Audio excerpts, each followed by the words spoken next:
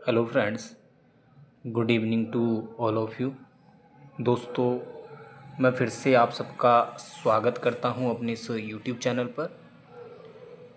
Friends, आज हम मनोविज्ञान की इस कक्षा में साइकोलॉजी के बहुत ही महत्वपूर्ण टॉपिक आनुवंशिकता तथा वातावरण को फिर से डिस्कस करेंगे। आनुवंशिकता तथा वातावरण की टॉपिक के बारे में हमने ठीक इससे पहले एक क्लास डिस्कस की है। उस क्लास में हमने आनुवंशिकता तथा वातावरण के बारे में डिस्कस किया था कि मानव के संपूर्ण व्यवहार पर हेरिडिटी और एनवायरनमेंट, इन दो चीज़ों का बहुत फ़र्क पड़ता है या बहुत प्रभाव पड़ता है। फिर हमने बात की थी आनुवंशिकता की कि आनुवंशिकता क्या होती है। इससे पहले हमने क्लास डिस्कस की है, उसमें बहुत ही आराम से बताया गया है, डिटेल में समझाया गया है, जहाँ पर जाकर आप आराम से हर एक चीज़ को समझ सकते हो। लेकिन अभी हाल फिलहाल हम मोटे मोटे तौर पर समझ लेते हैं कि हमने अभी इससे पहले आनुवंशिकता तथा वातावरण के बारे में क्या क्या पढ़ा है। हमने बात की थी आनुवंशिकता को लेकर कि आनुवंशिकता या हेरिडिटी क्या होती है। हमने बात की थी कि किसी भी बच्चे में जो जैविक यानी जो बायोलॉजिकल या आपका मनोवैज्ञानिक जो साइकोलॉजिकल कोई भी चेंजेज होता है, ठीक है, वो क्या कहलाती है, आपकी हेरिडिटी होती है। ठीक है, जैसे मान लीजिए कि माँ की आंखें नीली है तो बच्चे की भी आंखें क्या होती है, नीली होती है। तो ये उसे किस रूप में प्राप्त होता है, ये कभी भी एनवायरनमेंट के रूप में प्राप्त नहीं होता है। इसी को हमेशा क्या कहा जाता है, आपका हेरिडिटी कहा जाता है। फिर हमने इसमें बात की थी दो टर्म की, एक आपका नेचर और दूसरा आपका नर्चर। नेचर का मतलब होता है प्रकृति, नेचर का मतलब क्या होता है, प्रकृति, और नर्चर का मतलब होता है पोषण। फ्रेंड्स, पोषण हमेशा आपका जो भी होता है वो हमेशा वातावरण या समाज में रहकर ही होता है। तो आप सीधा कह सकते हो नर्चर आपका कैसा है, सोशल है, ठीक है, जबकि नेचर आपका कैसा है, जन्मजात है। जन्मजात जो भी चीज़ें प्राप्त होती हो आपकी आनुवंशिक है, हेरिडिटी है। हेरिडिटी हमेशा ध्यान रखना, अगर माँ की आंखें नीली बच्चे की आंखें नीली, ये हेरिडिटी है। और बच्चे की आंखें जैसे जैसे उसकी आयु बढ़ती है उसके कलर में या उसकी आंखों के रंग में कोई भी फर्क नहीं पड़ता है, तो वो हमेशा क्या होता है, स्थिर होता है। आनुवंशिक के रूप में जो आपको प्राप्त हो गया वो आपको प्राप्त हो चुका, उसको नहीं बदला जा सकता। तो आप कह सकते हो आनुवंशिकी आपकी स्थिर होती है। जो चीज़ स्थिर है वही आपकी क्या है, सेल्फ है। सेल्फ है, उसी को इंट्रा कहा जाता है। इसको हमने हार्वर्ड गार्डनर भी पढ़ा, ठीक है। फिर हमने बात की थी कि अगर ये स्थिर रहे तो जो वातावरण है यानी जो नर्चर है, नर्चर का संबंध किससे है, सोशल, समाज, समाज किससे, आपका वातावरण से। वातावरण कैसा होता है, डायनामिक, जो हमेशा चेंज होता है, डायनेमिक है। तो इसका संबंध हमेशा दूसरों से होता है, ये हेल्प है। जिसका संबंध दूसरों से हेल्प, जिसका संबंध अपने आप से वो सेल्फ। हेल्प आपका इंटर हो सकता है, ठीक है, तो इसी को सोशल कहा जाता है। फिर हमने इसमें बात की थी सेक्स और जेंडर की। सेक्स क्या होता है कि जब बच्चा पैदा होता है तो उसका लड़का या लड़की होना, इस बात का निर्धारण करना क्या होता है, लिंग होता है, सेक्स होता है। लेकिन उस ही बच्चे के कार्यों का निर्धारण करना, जैसे हमने बड़े बुजुर्ग से सुना है कि जैसे लड़कियों के बारे में धारणा थी कि लड़कियों का कार्य केवल चौकी चूल्हों तक ही हो सकता है या चूल्हो चौकी तक ही सीमित है। तो ये कार्य का निर्धारण किसने किया, आपका समाज ने, ठीक है। तो इसी को क्या कहा जाता है, आपका जेंडर कहा जाता है। जबकि लड़के के बारे में ये धारणा है कि इसका कार्य केवल क्या है, बाहर जाकर कमाना, ठीक है। फिर हमने यहाँ पर बात की थी आपकी क्रोमोसोम्स को लेकर कि क्रोमोसोम्स की टोटल संख्या कितनी होती है, 46, जो आपका पेयर के रूप में होता है। अगर टोटल 46 है, इसको आधा कर दीजिए तो इसके टोटल जोड़े कितने होंगे, 23 होंगे। 23 में से पहले 22 जोड़े आपके क्या होते हैं, समान होता है। जो समान है उसको ऑटोसोम्स कहा जाता है। फिर बात करेंगे कि जो 23वां जोड़ा होता है वो हमेशा अलग अलग होता है, जैसे पुरुष में XY और महिला में आपका XX। अब बच्चे का जो निर्धारण होता है कि बच्चा लड़का होगा या लड़की होगी, किसके क्रोमोसोम से होता है, आपका ये पुरुष के या मेल के क्रोमोसोम से होता है। फ्रेंड्स ध्यान रखना, अगर यहाँ पर पिता का Y गुणसूत्र माता की X गुणसूत्र से मिलता है तो हमेशा एक लड़के का जन्म होता है, यानी माता का X गुणसूत्र और पिता का Y गुणसूत्र, तो किसका जन्म होगा, एक लड़के का। लेकिन अगर पिता का भी X गुणसूत्र है और माता का भी X गुणसूत्र है, यानी दोनों ही X गुणसूत्र है, तो हमेशा किसका जन्म होता है, एक लड़की का, ये इंपॉर्टेंट होता है। लेकिन लड़का होगा चाहे लड़की होगी, इस बात का निर्धारण किसके गुणसूत्र से होता है, तो हमेशा ध्यान रखना पिता के गुणसूत्र से। इसीलिए ये क्वेश्चन बनता है कि बच्चे का निर्धारण किससे होता है या किसके गुणसूत्र से होता है, तो हमेशा पिता के गुणसूत्र से। तो ये आनुवंशिकता तथा वातावरण में हमने अभी तक डिटेल से डिस्कस किया। चलिए आगे फिर से इसी टॉपिक को बढ़ाते हुए डिस्कस करता है, जो इसके बारे में फिर से इम्पोर्टेंट है और जो आपका थोड़ा बहुत इसमें बचा था। सबसे पहले इसकी परिभाषाओं को लेकर कि इसमें आपकी कुछ एक परिभाषा है जो इम्पोर्टेंट है। जैसे इसमें आपकी पहली परिभाषा है डगलस और हॉलैंड के अनुसार कि वंशानुक्रम या आनुवंशिकता को लेकर डगलस और हॉलैंड ने क्या कहा कि वंशानुक्रम के अंतर्गत सभी रचनाएं, ध्यान से सुन लीजिए, वंशानुक्रम के अंतर्गत सभी रचनाएं भौतिक विशेषताएं, कार्य या क्षमताएं जो उन्होंने अपने माता पिता से तथा पूर्वजों से अर्जित किए होते हैं, सब इसमें शामिल होता है। उसी को आपका क्या कहा जाता है, हेरिडिटी कहा जाता है। चाहे वो भौतिक विशेषताओं के रूप में प्राप्त हो, उनकी कार्य क्षमताओं का जिक्र हो, ठीक है, जो कुछ भी उन्हें प्राप्त होता है किससे, माता पिता से तथा अपने पूर्वजों से, वही क्या है, आपकी आनुवंशिकता होती है। फिर आपका दूसरा है रुथ बेनेडिक्ट के अनुसार। रुथ बेनेडिक्ट कहते हैं इनके अनुसार कि माता पिता से संतान को हस्तांतरित, ठीक है, जो भी उन्हें पैतृक संपत्ति के रूप में प्राप्त होता है, कि माता पिता से संतान को हस्तांतरित होने वाले गुणों को क्या कहा जाता है, आपका वंशानुक्रम। की जितने भी गुण माता पिता से किसको प्राप्त होंगे, बच्चे को, वही आपका क्या है, हेरिडिटी है। किसने कहा, आपका रुथ बेनेडिक्ट। फिर नाम रहता है जेम्स टेबर के अनुसार कि माता पिता की शारीरिक व मानसिक विशेषताओं का संतानों में हस्तांतरण होना वंशानुक्रम है। यहाँ पर सुन लीजिए, रुथ बेनेडिक्ट और जेम्स टेबर ने ये तो एक सेम बात कही है कि आपको जो माता पिता से प्राप्त होता है वही वंशानुक्रम है। लेकिन रुथ बेनेडिक्ट कहता है कि माता पिता से किसका प्राप्त होना, गुणों का प्राप्त होना। जबकि जेम्स टेबर कहता है कि शारीरिक व मानसिक विशेषताओं का स्थानांतरण होना या वो प्राप्त होना, तो वही क्या आपका हेरिडिटी है। फिर वुडवर्थ कहता है कि वातावरण में वह सभी बाह्य तत्व आ जाते हैं जिन्होंने व्यक्ति को जीवन आरंभ करने के समय प्रभावित किया है।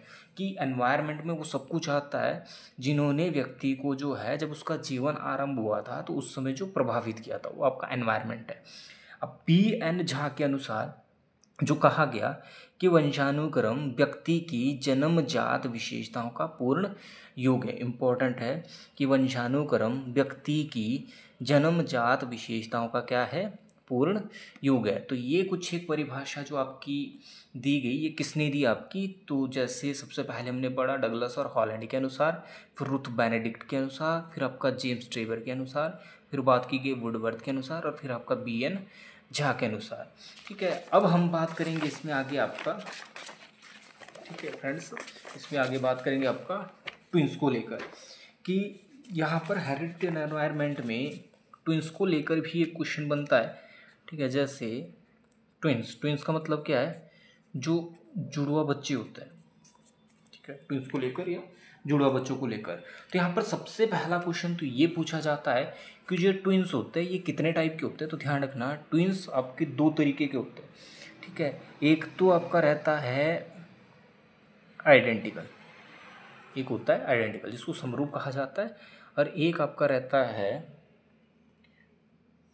फ्रेटर्नल, एक आपका रहता है फ्रेटर्नल, FRATERNAL, फ्रेटर्नल। तो ध्यान रखना, ट्विंस या जुड़वा बच्चे आपके दो तरीके के होंगे, एक आइडेंटिकल और दूसरा आपका फ्रेटर्नल। अब आइडेंटिकल जो बच्चे होते हैं, ध्यान रखना, समरूप का मतलब क्या होता है कि ऐसे जुड़वा बच्चे जो देखने में भी क्या होंगे, समान, देखने में भी क्या होंगी, एक जैसे होते हैं, और उनकी जो आदतें होती है वो भी लगभग क्या होती है, आपकी समान होती है। तो ये पहला आइडेंटिकल के बारे में जो जानकारी है कि आइडेंटिकल बच्चे ऐसे होंगे जो देखने में भी समान होंगे और उनकी आदतें भी लगभग क्या होती है, समान होती है। लेकिन दूसरी और बात की जाए फ्रेटर्नल की, कि यह बच्चे चाहे आप देखने में बात करो, चाहे आप इनकी आदतों की बात करो, हैबिट्स की बात करो, कि यह समान हो भी सकती है, हो भी सकती है और और नहीं भी। फ्रेंड्स ध्यान रखना, ये आपके फ्रेटर्नल चाइल्ड ऐसे होंगे जो देखने में समान हो भी सकते हैं और नहीं भी हो सकते हैं, ठीक है। लेकिन जो आइडेंटिकल होता है, ये बच्चे ऐसे होते हैं जो देखने में भी समान होते हैं और उनकी आदतें भी आमतौर पर क्या होती है, ज़्यादातर समान होती है। अब जो आइडेंटिकल बच्चे होते हैं जो देखने में समान होंगे, जिनकी आदतें भी समान होती है, इनके लिए एक टर्म यूज़ होती है जिनको कहा जाता है मोनोजाइगोटिक। ध्यान रखना, मोनोजाइगोटिक। लेकिन बात की जाए कि जिनकी आदतें समान हो भी सकती है और नहीं भी हो सकती, यानी आपके फ्रेटर्नल चाइल्ड, इनको कहा जाता है आपका डाइजाइगोटिक। डाइजाइगोटिक। तो ध्यान रखना, मोनोजाइगोटिक शब्द का यूज़ किसके लिए किया गया, आइडेंटिकल साइड, और डाइजाइगोटिक शब्द का यूज़ किसके लिए किया गया, आपका फ्रेटर्नल चाइल्ड, ठीक है। तो इनके बारे में कुछ इंपॉर्टेंट था, ठीक है। अब यहाँ पर बात करेंगे कि जो आइडेंटिकल बच्चे होते हैं और जो आपके फ्रेटर्नल चाइल्ड होंगे, ठीक है, इन दोनों में क्या अंतर पाया जाता है ज़्यादातर आपके, ठीक है। तो सबसे पहला तो जो अंतर डिफरेंस पाया जाता है, ठीक है, ध्यान रखना, अंतर किसके बीच में, आइडेंटिकल और आपका फ्रेटर्नल, ठीक है। सबसे पहला जो इनमें डिफरेंस होता है वो सेल्स को लेकर, ध्यान रखना, सेल्स को लेकर सबसे पहला जो डिफरेंस होगा वो सेल्स को लेकर क्वेश्चन पूछा जाता है। जो आइडेंटिकल चाइल्ड होते हैं फ्रेंड्स, तो ध्यान रखना, इनमें जो सेल्स की संख्या होती है वो सिंगल सेल्स पाए जाते हैं, जबकि फ्रेटर्नल चाइल्ड में क्या होता है, ये डबल सेल्स होता है।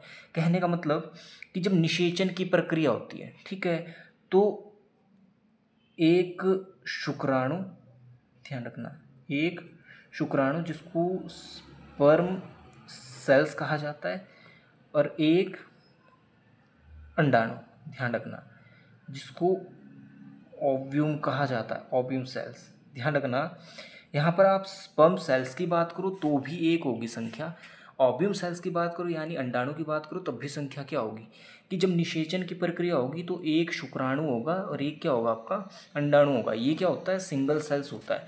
लेकिन जब आप फ्रेटर्नल की बात करते हो तो फ्रेटर्नल में क्या होता है कि दो शुक्राणु होंगे, दो शुक्राणु होंगे, यानी जो आपका स्पर्म सेल्स होता है उनकी संख्या कितनी होती है, दो, और दो ही आपके क्या होते हैं, ओव्यूम सेल्स, यानी दो ही आपकी किसकी संख्या होती है, अंडाणु की संख्या। तो ये आपका क्या है, डबल सेल्स है। तो ये पहला इनके बीच में अंतर पाया जाता है कि आइडेंटिकल चाइल्ड में सिंगल सेल्स होते हैं, फ्रेटर्नल चाइल्ड में आपके डबल सेल्स होते हैं। कहने का मतलब कि फ्रेटर्नल में दो शुक्राणु और दो ओव्यूम, कि जब निषेचन की प्रक्रिया होगी तो शुक्राणु की संख्या कितनी होगी, दो, और अंडाणु की संख्या दो। शुक्राणु और अंडाणु की संख्या कितनी हो जाएगी मिलकर, दो और दो, तो आंसर होगा आपका चार। तो ये जिस हिसाब से क्वेश्चन पूछा जाए आप उसके हिसाब से ही जवाब दीजिए इसमें, ठीक है। फिर बात की जाती है इनके जेनेटिक कोड की, ध्यान रखना, यहाँ पर बात की जाएगी जेनेटिक कोड की। तो ध्यान रखना, जो आइडेंटिकल चाइल्ड होता है इनका जेनेटिक कोड क्या होता है, समान होता है, ठीक है। दूसरी और फ्रेटर्नल में ये समान नहीं होता है। ध्यान रखना, अगर जेनेटिक कोड की बात की जाए, ठीक है, सेल्स की तो चलो बात कर ली हमने, फिर जेनेटिक कोड की बात की जाए तो जेनेटिक कोड आइडेंटिकल में क्या होता है, समान होता है, जबकि फ्रेटर्नल में समान नहीं होता है, ठीक है। फिर यहाँ पर बात करेंगे इनके फिंगरप्रिंट की, ध्यान रखना, फिंगरप्रिंट की। तो फिंगरप्रिंट के बारे में फ्रेंड्स एक चीज़ क्लियर कर लीजिए, इस दुनिया में चाहे अकेला बच्चा हो, चाहे बच्चे जुड़वा हो, और जुड़वा बच्चों में भी चाहे आपका आइडेंटिकल होगा चाहे आपका फ्रेटर्नल होगा, फिंगरप्रिंट कभी भी किसी के एक समान नहीं होता है। हमारे पास एकमात्र ही ऐसा हमारा आधार क्या है, फिंगरप्रिंट है, जो सब कुछ क्या होता है आपका डिफरेंट होता है। तो ध्यान रखना, फिंगरप्रिंट यहाँ पर भी अलग अलग होंगे और यहाँ पर भी क्या होंगे, आपके अलग अलग होंगे। फिर बात की जाए कि अगर मैं सेक्स की बात करूँ या लिंग की बात करूँ, तो ध्यान रखना कि जो आइडेंटिकल चाइल्ड होता है, कि अगर एक लड़का है तो दूसरा बच्चा भी क्या होगा, लड़का। अगर एक लड़की है तो दूसरी भी क्या होगी, लड़की। यानी यहाँ पर जो लिंग होता है, सेक्स होती है, वही दोनों क्या होता है, समान होता है। लेकिन दूसरी ओर बात की जाए, ठीक है, कि यहाँ पर जो सेक्स या लिंग है वो समान हो भी सकता है, ध्यान रखना, समान हो भी सकता है और नहीं भी। ध्यान रखना कि यहाँ पर सेक्स या लिंग समान हो भी सकता है और नहीं भी। ज़्यादातर चांस यहाँ पर ना के बराबर होता है। यहाँ पर क्या केस रहता है कि अगर एक लड़का हुआ तो दूसरी हमेशा क्या होगी, लड़की होगी। ठीक है, अगर एक लड़की हुई तो दूसरा हमेशा लड़का होगा। इस तरीके से क्या रहते हैं यहाँ पे सेक्स या लिंग। तो फ्रेंड्स ये हमारा एक टॉपिक थोड़ा सा रह गया था आपका, आनुवंशिकता तथा वातावरण। ठीक, इससे पहले हमने आनुवंशिकता तथा वातावरण के बारे में डिटेल से डिस्कस किया था। उतना लंबा टॉपिक नहीं है, लेकिन फिर भी हमने इस टॉपिक को 2 पार्ट्स में डिवाइड किया ताकि आपके लिए चीज़ें आसान हो जाए और आप चीज़ों को आसानी से समझ पाओ।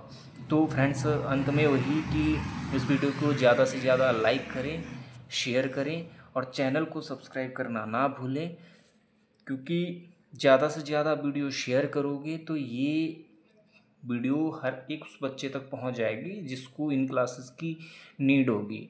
और आप सबके लिए भी बेनिफिट अगर लग रहा है कि हमें बेनिफिट हो रहा है तो आपके सब्सक्राइब करने से जो है मेरी हर एक वीडियो आप तक ऑटोमेटिकली ही पहुंच जाएगी। तो वीडियो को ज़्यादा लंबा नहीं करेंगे। अंत में मैं आप सभी का बहुत बहुत धन्यवाद करना चाहता हूँ। शुभ रात्रि।